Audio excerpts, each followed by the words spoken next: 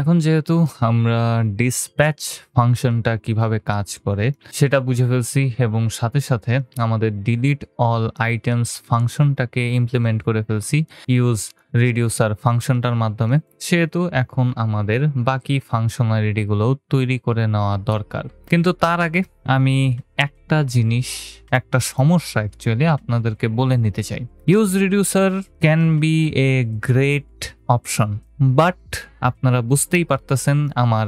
এই small setup দেখা যে আমার এই ছোটখাটো অ্যাপের জন্য আমার অনেকগুলা কোড লিখতে হইতেছে এবং আমি যে এই অ্যাকশনগুলাকে নিতেছি সেই অ্যাকশনগুলা একেবারে স্ট্রিং ফর্মে আছে এবং এই সকল স্ট্রিংগুলাকে আমার পরবর্তীতে আবার চেকিং করতে হইতেছে আমাদের রিডিউসার ফাংশনের ভেতরে এবং এই টাইমে আমরা টাইপিং মিস্টেক করতেই পারি। এখন আমাদের কাছে মাত্র একটা চেকিং আছে, কিন্তু আমরা যত বড় বড় অ্যাপ তৈরি করব তত আমাদের চেকিংয়ের পরিমাণ বাড়তে থাকবে এবং প্রত্যেকবার এগুলা টাইপ করা এবং এগুলা টাইপ করার সময় আমাদের সেই টাইপিং মিস্টেকসগুলো হয়েছে কি হয় নাই সেগুলোকে নিজে থেকে চেক করাটা কষ্টসাধ্য ব্যাপার হয়ে উঠতে পারে। সো এই জন্য আমরা একটা কাজ করতে পারি, আমরা এই সকল অ্যাকশনের জন্য আলাদা আলাদা ভ্যারিয়েবলকে নিয়ে নিতে পারি এবং আমরা জাস্ট সেই ভ্যারিয়েবলগুলোর মাধ্যমেই চেকিং করে ফেলতে পারি যে আমাদের কোন অ্যাকশনটা কখন দরকার পড়বে। সো আমাদের এই অ্যাপের জন্য 3টা ফাংশন আছে, তার মানে আমাদের 3টা অ্যাকশন লাগবে এবং প্রথম অ্যাকশনটা আমি ডিলিট অল তো অলরেডি নিয়ে নিছি। সো আমি সবার উপরে একটা ভ্যারিয়েবলকে নিয়ে নিব যেটার নাম দিব আমি ডিলিট আন্ডারস্কোর অল এবং এই জিনিসটা বলতে আমি ভুলে গেছিলাম গত 2 ভিডিওতে যে আমরা যখন এই সকল অ্যাকশনগুলোকে তৈরি করব তখন এগুলার নাম অল ক্যাপিটাল লেটার্সে দেওয়ার চেষ্টা করব। এই কারণেই আমি ডিলিট অল ভ্যারিয়েবলটার নাম পুরাটা ক্যাপিটাল লেটার্সে দিছি এবং এটার ভেতরে আমরা জাস্ট ডিলিট অল স্ট্রিংটাকে স্টোর করব এবং এখন আমি যখন আমাদের এই ডিলিট অল ফাংশনের ভেতরে ডিসপ্যাচ ফাংশনটাকে কল করতেছি তখন এখানে ম্যানুয়ালি টাইপ করার বদলে আমি ডিলিট অল ভ্যারিয়েবলটাকে দিয়ে দিতে পারি এবং যখন আমি রিডিউসারে চেক করতেছি তখনও আমি ডিলিট অলের সাথে চেক করে নিতে পারি এবং এটা ঠিকঠাকভাবেই কাজ করবে। সো ডিলিট অল আইটেমসে ক্লিক করলাম, রিসেট আইটেমস এখনো নাই, রিলোড করলাম এবং আবার ক্লিক করলাম, এটা ঠিকঠাকভাবে কাজ করতেছে এবং বাকিগুলোর জন্য আমরা তৈরি করে নিতে পারি সেম ভাবেই ভ্যারিয়েবলসগুলোকে। So const delete underscore item নামে একটা ভ্যারিয়েবলকে নিয়ে নিব এবং এটার জন্য অ্যাকশন যা হবে সেটা হবে একটা স্ট্রিং যেটা হবে ডিলিট আন্ডারস্কোর আইটেম অ্যান্ড নিচে আমি সেম ওয়েতে রিসেট নামক একটা ভ্যারিয়েবলকে নিয়ে নিব এবং বানানে ভুল করছি। So reset equals to reset এবং আমরা 3টা অ্যাকশনকে নিয়ে নিলাম এবং আমি একটা কাজ করতে চাই সেটা হচ্ছে যে আমাদের রিডিউসার ফাংশনের ভেতরে আমরা একেবারে শেষে যদি কোনো ধরনের অ্যাকশন মিল না পাই সেহেতু আমাদের স্টেটটাকে আনচেঞ্জড অবস্থাতে রাখতেছি, যেটা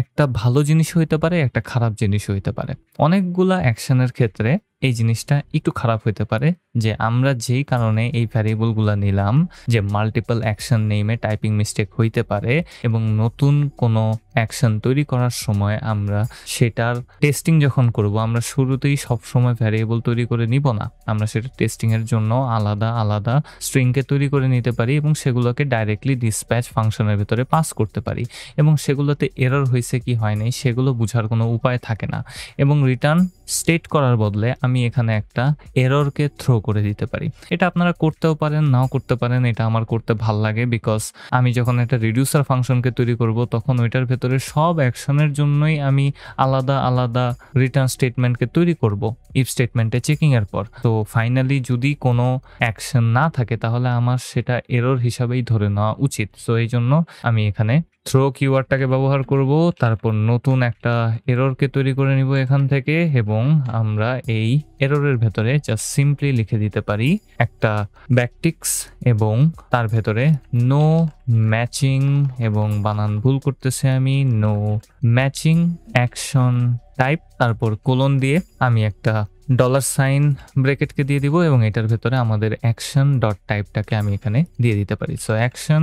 ডট টাইপটাকে এখানে দিয়ে দিলাম এবং একটু লক্ষ্য করে দেখি সবকিছু ঠিকঠাক আছে কিনা। হ্যাঁ, সবকিছু ঠিকঠাক আছে এবং আমি যদি এখানে একটা dispatch ফাংশনকে তৈরি করি টেস্টিং করার জন্য, সো dispatch এটার ভেতরে আমি একটা ডামি টাইপকে দিয়ে দিতে পারি একটা অবজেক্টের ভেতরে, যেমন আমি একটা কোটেশনের ভেতরে সামথিং সামথিং লিখে দিলাম এবং আমি যদি ইন্সপেক্ট টুলে যাই ডিলিট অল আইটেমের উপরে ক্লিক করব, রিলোড করা উচিত ছিল,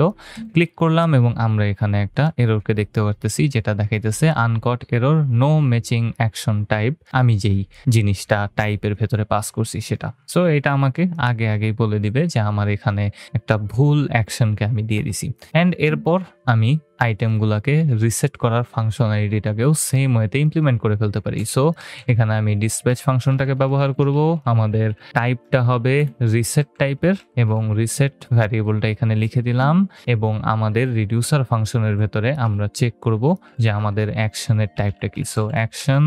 dot type is triple equals to, যদি রিসেট হয় তাহলে আমরা আমাদের আগের স্টেটটাকে এখন ডাটা দিয়ে ফিল আপ করে ফেলতে পারি। সো আমি এখানে রিটার্ন করে দিব